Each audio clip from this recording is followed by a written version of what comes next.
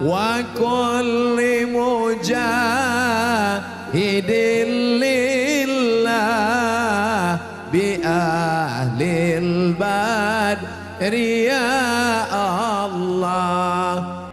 Kalau nanti akan terjadi hari Jumat pertengahan Ramadan, maka nanti akan begini-begini terjadi. Setelah dihitung-hitung, ternyata pertengahan Ramadan yang ada Jumatnya itu nanti di Ramadan 1441. Muharram, Safar, Rabiul Awal, sekarang Rabiul Akhir, Jumadil Awal, Jumadil, Rajab, Sya'ban, Ramadan.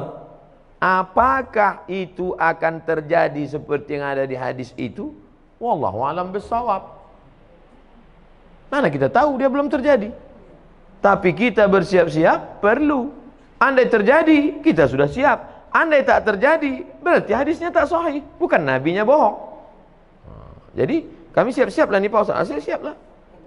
Rabiul Awal sekarang, tanggal 24, 25. Rabiul Akhir, Jumadil Awal, Jumadil Akhir, Rajab, Sya'ban, 5 bulan lagi. Siap-siapkanlah. Bahwa terjadi, kita sudah siap. Bahwa tak terjadi, berarti hadisnya palsu. Bukan berarti Nabi Muhammad pembohong. Karena kan tak ada bukti real nyata, ada rekaman rupanya Nabi ngomong qala Rasulullah SAW. Oleh sebab itu, jangan nanti ketika tak terjadi, ini hadis ini bohong aja ini. Bukan Nabi berbohong, hadis itu tak sahih. Nah, ini tentang masalah kalau nanti terjadi model prediksi-prediksi yang begitu. Kalau ibu bapak ibu baca nanti atau dengar ceramah yang modelnya prediksi, perkiraan, disampaikan oleh orang nanti akan begini, akan begini. Nah, kalau sumbernya benar, siap-siap, apa salahnya siap-siap? Tapi andai tidak terjadi pun, kita sudah siap. Jelas? Wallahu a'lam. Kemudian amal doa anak yang soleh. Apakah itu masih anak yang kandung? Atau doa anak yang yatim yang Ibu kalau mendoakan saya, sampai tak doa ibu ke saya? Sampai, kita tak ada hubungan. Bapak kalau mendoakan saya sampai apa tidak? Sampai, tak ada hubungan. Makna anak soleh itu bukan membatasi hanya doa dia yang sampai. Makna doa anak soleh itu artinya amal Abdul Somad ada 3 yang tetap mengalir. Ceramah Abdul Somad ini amal dia apa tidak ini? Amal. Kalau Abdul Somad ngasih semen, ngasih batu bata, itu amalnya apa tidak? Amal. Anak Abdul Somad itu anaknya itu amalnya apa tidak? Kalau anak itu bukan amal saya tengok aja bini saya, mungkin lahir anak saya itu. Nah, begitu kasarnya, mohon maaf, beri maaf. Jadi makna anak tadi jangan diragukan. Ustaz, kami ini tak punya anak, cuma anak angkat. Mengalir. Anak tiri, mengalir. Anak orang, mengalir. Mengalir. Jangan takut tentang masalah. Yang tak punya anak, jangan takut. Anak asuh, anak yatim. Makna hadis itu mengatakan anak soleh artinya amal kita nih putus, tapi ada 3 amal kita. Sedekah itu amal kita, anak itu pun amal kita, dan ilmu yang kita ajarkan itu pun amal kita. Bisa dipahami? Bisa. Insyaallah. Wallahu a'lam.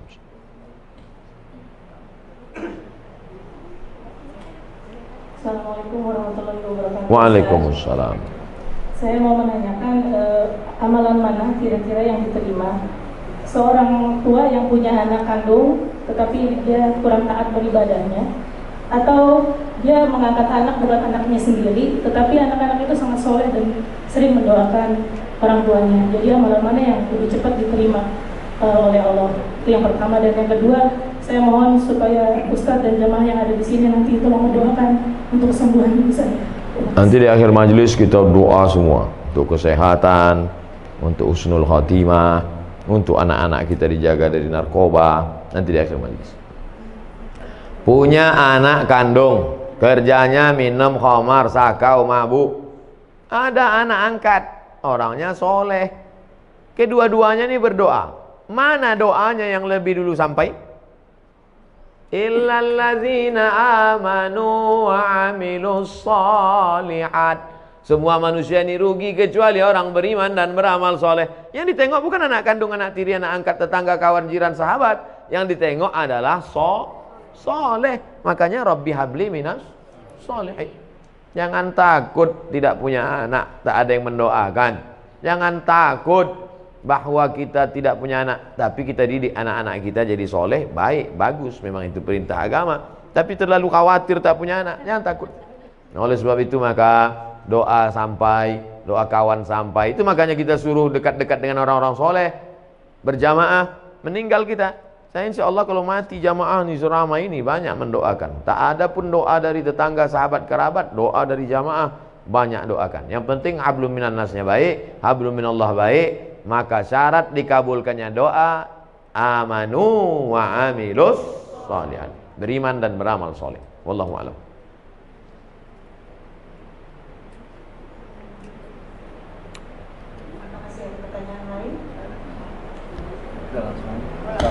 Assalamualaikum Pak Ustaz. Waalaikumsalam. Kalau misalnya kita kan nabung di bank konvensional, itu kan ada bunga, berbunga. Nah bunganya itu kan boleh nggak gitu diamalkan ke mana gitu? Nah, itu hukumnya gimana tuh Pak Ustaz? Juga yang menerimanya bagaimana gitu? Bapak Ibu yang ada tabungan di bank konvensional, besok waalaikumsalam warahmatullahi wabarakatuh. Bapak Ibu yang ada tabungan di bank konvensional, kalau betul Bapak Ibu mendengar pengajian saya ini, besok pagi alihkan ke bank syariah. Siap? Saya ulang sekali lagi. Bapak Ibu yang di bank konvensional, besok pagi alihkan ke bank syariah. Siap? Banyak dalam hati. Siap. Saya gaji ditransfer ke BRI Syariah. Walaupun BRI Syariah menolak saya ceramah, tak apa-apa. Tetap di mana saya, tabunglah ke BRI Syariah. Saya di BRI Syariah. Anda tabunglah ke BRI Syariah. Walaupun BRI Syariah menolak saya ceramah. Tak apa-apa. Saya tahu kalian takut ngundang kan? Tak apa-apa. BNI Syariah, Ustaz Somad, kami buatkan Ustadz kartu, menabunglah ke BNI Syariah. Walaupun BNI Syariah tak berani juga ngundang, tak apa-apa. BSM, Bank Syariah Mandiri, kasih saya kartu, pakai kartu. Datang dia ke kampus tempat saya, nih kami buatkan Ustadz kartu Bank Syariah Mandiri. 3, BRI Syariah, Bank Syariah Mandiri, BNI Syariah. Bang Muamalat belum datang lagi. Alihkan ke bank syariah, karena kalau bukan kita yang menghidupkan perekonomian syariah ini siapa lagi? Di Malaysia saya diundang ke bank rakyat. Saya tengok bank rakyat, wah, ini konvensional ini. Sampai hati orang ini ngundang saya, neraka jahanam ini. Pas sampai di situ, belum saya tanya, direkturnya udah ngomong, Ustadz Somad, ini bank konvensional katanya. Dalam hati saya, hancur dunia persilatan. Tapi sudah berubah jadi Islamic Bank. 5.000 pegawainya. Berubah dari konvensional, berhasil 100% murni jadi Islamic Bank, bank syariah. Pergi ke Kuala Lumpur, hebat. Maka besok, 2 yang menyebabkan sulit merubah bank konvensional jadi syariah. Pertama, political will, politik. Yang kedua, iklan ke masyarakat kurang. Saya di mana-mana terus saya sampaikan. Oke, sekarang kita cerita tentang Bapak punya tabungan di masa lalu dan sekarang bunganya ada. Mau dikemanakan bunganya ini? Bolehkah bunga yang punya Bapak 100 juta ini, kita taruhlah 100 juta ini sekarang ada bunganya, bukan tabungannya, bunganya. Kemana bunga ini? Kata Syekh Yusuf Al-Qardawi, nama kitabnya Fatawa Mu'asirah, sudah dicetak oleh Gema Insani Press Jakarta. Judulnya Fatwa-Fatwa Kontemporer Yusuf Qardawi. Diserahkan ke lembaga yang dinikmati orang banyak, masalih ammah. Masjid, panti jompo, panti yatim, sekolah Islamic boarding school, serahkan. Bapak yang ada tabungan-tabung di bank konvensional, duit hasilnya itu riba, jangan kasih ke anak, jangan kasih makan ke rumah, serahkan ke lembaga yang dinikmati orang banyak. Ini jangan Ustaz Somad ini ceramah gini, nanti ujung-ujungnya kemana Pak Ustaz? Ke saya. Saya sampai sekarang tak pernah kepentingan pribadi saya serahkan ke lembaga-lembaga yang banyak dinikmati orang banyak. Wallahu a'lam. Ustaz, Assalamualaikum warahmatullahi wabarakatuh. Waalaikumsalam. Ustaz, masalah bank syariah yang saya tahu di Indonesia, bank syariah itu patokannya masih Bank Indonesia, masih konvensional. Karena saya pernah punya pengalaman pribadi di kantor, mau nutupin kredit yang lebih cepat, itu tetap kena denda, Ustaz. Nah ini jadi seperti apa ya, Ustaz? Seluruh bank di Indonesia menginduk kepada BI. Tidak ada yang di luar BI. Tidak sama macam di Saudi Arabia atau Dubai Islamic Bank, atau di Mesir Faisal Islamic Bank, cabang dari Faisal Islamic Bank Saudi Arabia sendiri. Semuanya tetap menginduk ke BI. Yang menetapkan suku bunga BI. Makanya selalu saya katakan ini proses menuju pure syariah. Dan siapa yang menolong menuju prosesnya ini? Kita. Sekarang pertumbuhan Islamic Bank, bank syariah di Indonesia baru 7%. Yang 93 konvensional. Padahal umat muslim terbesar di dunia Indonesia. Menunjukkan kita Islam ritual oke, Islam haji umroh mantap. Tapi kalau sudah menyebut ekonomi, maka kita support menuju syariah. Bahwa Abdul Somad mati nanti belum juga terwujud, paling tidak kita pernah berkontribusi menuju. Jadi kalau bapak menabung bank syariah, bapak barulah dia kuat. Setelah kuat, barulah dia bisa independen, murni sendiri. Makanya pemerintah mengeluarkan aturan, bank konvensional boleh membuka divisi syariah selama 16 tahun. Setelah 16 tahun kalau dia berhasil, maka dia berdiri sendiri, nanti akan memecah diri, memisahkan diri dia berdiri sendiri. Tapi tetap menginduk. Nanti tetap sampai pada puncaknya. Sekarang beberapa bank daerah Nusa Tenggara Barat, BPD-nya, Bank Pembangunan Daerah, sudah jadi bank syariah. Aceh jadi bank Aceh, Riau insya Allah tak lama lagi, Sumatera Barat Bank Nagari itu akan jadi bank syariah. Setelah nanti ini banyak bank syariah ini bergabung besar, mungkin bukan zaman kita, zaman anak kita, zaman cucu kita, barulah maka kita. Tapi kita nanti ikut ditanya Allah Ta'ala, apa kontribusimu menegakkan bank syariah Indonesia? Aku ikut berkontribusi karena meletakkan uangku di bank syariah. Jadi kalau dikatakan mana itu yang pure murni original syariah, belum, menuju syariah. Mudah-mudahan kita termasuk orang yang ikut berkontribusi dan mensupport program ini. Amin ya rabbal alamin.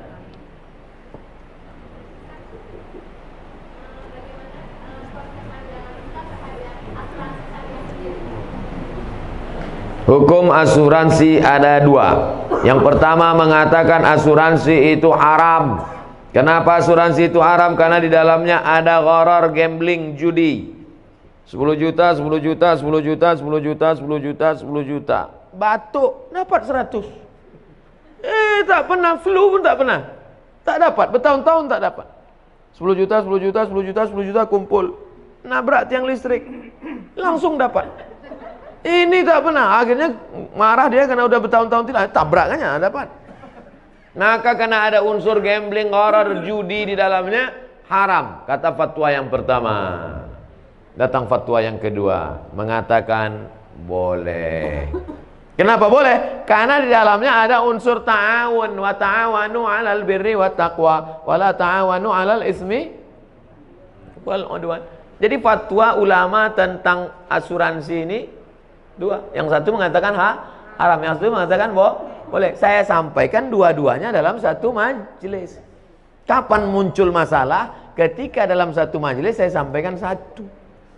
Nah itulah yang ada video Pak Profesor Dr. Ma'ruf Amin mengharamkan BPJS, tiba-tiba membolehkan. Dua-dua itu fatwa ulama. Cuman bedanya waktu belum jadi wapres disampaikannya satu. Setelah disampaikannya dua. Lalu kata orang, wah ini fatwanya kok berubah? Tidak, fatwa itu dua-dua ada. Buka dalam kitab Fatwa Mu'asirah, fatwa-fatwa kontemporer Syekh Ali Jum'ah Mufti Mesir. Tolong jangan upload sepotong-sepotong. bahwa memang ada dua fatwa. Jadi kalau ada di antara bapak ibu yang memilih asuransi, perbuatannya itu betul atau tak betul? Betul, dia pilih fatwa kedua. Kalau ada di antara bapak ibu, aku sampai mati tak mau asuransi, perbuatannya itu betul apa tak betul? Betul juga, karena dia pilih fatwa yang pertama. Kok bisa ulama ini buat dua pendapat? Karena Nabi tidak ada menyebut dulu asuransi. Asuransi itu muncul belakangan dan ulama berijtihad. Rambut sama hitam isinya macam-macam. Ijtihadnya begini, ijtihadnya begini. Ustaz sendiri, saya tidak pakai asuransi kendaraan sampai sekarang. Terus Ustaz selamat terus, bolak-balik tabrakan. Mana berat yang listrik, sedang nyetir ditabrak orang dari belakang. Bahwa dia datang, musibah namanya. Oleh sebab itu maka amalkan sesuai keyakinan. Jadi kalau ada orang mengatakan, apa yang kau pakai asuransi? Sholat rajin, pengajian rajin, pakai asuransi. Fatwa kedua, bray. Wallahu a'lam.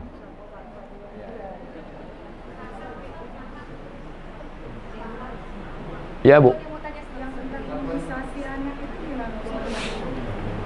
Sampai sekarang tidak ada keluar dari Majelis Ulama Indonesia yang mengatakan bahwa materi benda yang disuntikkan itu halal. Tak ada.